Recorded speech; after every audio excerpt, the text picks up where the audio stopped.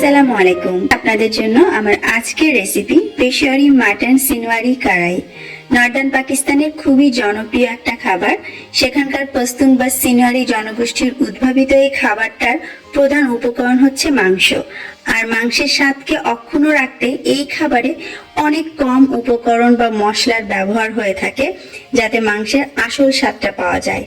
Minimum মশলা দিয়ে রান্না করা খাবারও যে কতটা সুস্বাদু হতে পারে সেটা এই রান্নাটা না করা পর্যন্ত আপনি বুঝতেই পারবেন না। তাই আশা করছি আমার আজকের রেসিপিটা আপনাদের ভালো লাগবে। আজকে রান্নাটার জন্য এখানে আমি নিয়েছি 1 কেজি মাটন এবং সেগুলোকে এরকম মিডিয়াম সাইজে কেটে নিয়েছি, খুব বেশি বড়ও না আবার ছোটও না।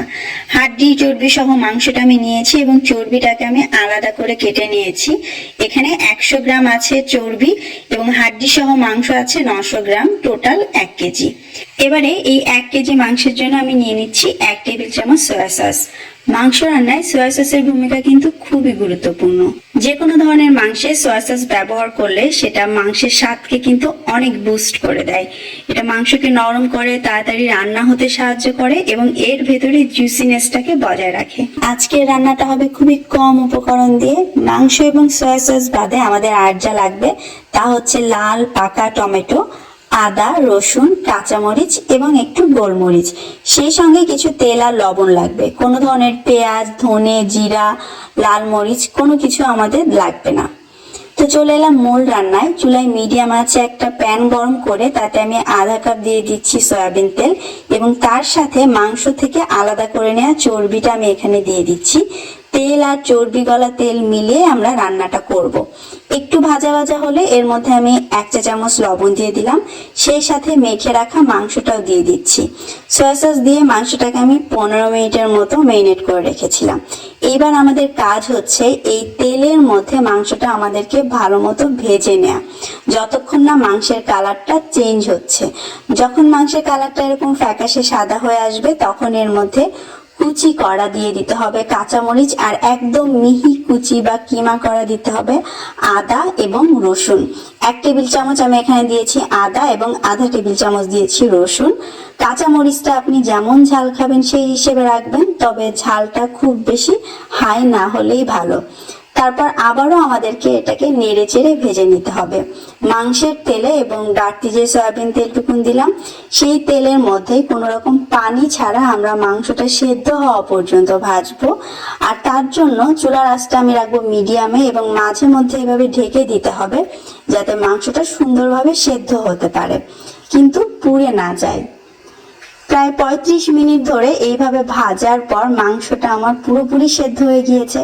যেহেতু আমরা এতে সয়া সস দিয়েছিলাম মাংসটা সফট আছে কিন্তু ভেঙে যায়নি, আর কুকটাও কিন্তু খুব তাড়াতাড়ি হয়ে গিয়েছে। আর দেখতে পাচ্ছেন চর্বিটাও পুরোপুরি গলে গিয়েছে। ঠিক এই পর্যায়ে 1 কেজি মাংসের জন্য এখানে আমি দিয়ে দিচ্ছি 700 গ্রাম টমেটো। পাকা লাল লাল টমেটো এখানে আমাদেরকে নিতে হবে।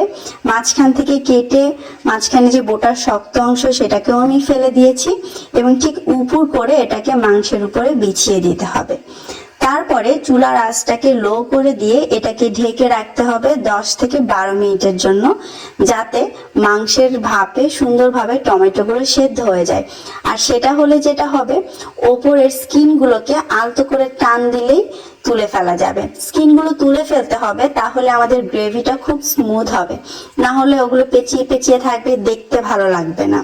তো স্কিনগুলো সব তুলে ফেলার পরে এইবারে এই নরম হয়ে যাওয়া টমেটো গুলোকে আমি আলতো করে এভাবে থেতো করে দিচ্ছি।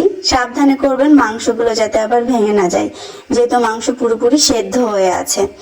এখন যেটা করতে হবে, চুলার আঁচটা মিডিয়ামে রেখে এই যে টমেটো সহ যে পানিটা আছে সেটাকে আমাদের শুকিয়ে বা টেনে নিতে হবে। চুলার আঁচটা খুব বেশি লো করবেন না, তাহলে বেশি টাইম লাগবে, মাংস ভেঙে ভেঙে যেতে পারে।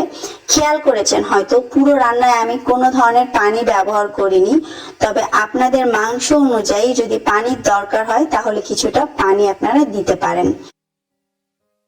যখন দেখবেন টমেটোর এই পানিটা শুকিয়ে তেলটা একটু বের হতে শুরু করেছে, সেই পর্যায়ে এর মধ্যে দিয়ে দিতে হবে আস্ত কাঁচামরিচ এবং আদা কুচি। আমি 1 টেবিল চামচ জুলিয়ান কাট করা আদা কুচি নিয়ে নিয়েছি, সেই সাথে গোলমরিচটাকে হাতে গুঁড়ো করে নিয়েছি, যেটা দিয়ে দিলাম আধা চা চামচ।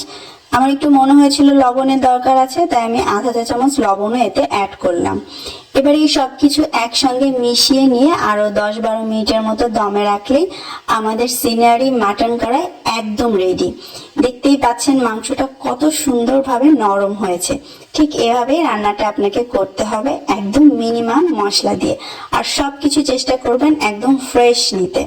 চাইলে এই কড়াই ধরেই আপনি এটাকে সার্ভ করতে পারেন, যেহেতু নামি কড়াই। আর সার্ভিং এর সময় অবশ্যই উপর দিয়ে একটু আদা কুচি আর স্লাইস করে কাটা লেবু দিয়ে দিবেন, কারণ এই খাবারটা লেবু চিপে খেতে অনেক বেশি টেস্টি লাগে। এটাকে আপনি পোলাওয়ের সঙ্গে সার্ভ করতে পারেন, নান বা রুটির সঙ্গে কিন্তু দারুণ লাগবে। কেমন লাগলো আপনাদের কাছে আমার আজকের এই সিম্পল রেসিপিটা কমেন্ট করে অবশ্যই জানাবেন। ভালো থাকবেন সবাই, বিদায় নিচ্ছি।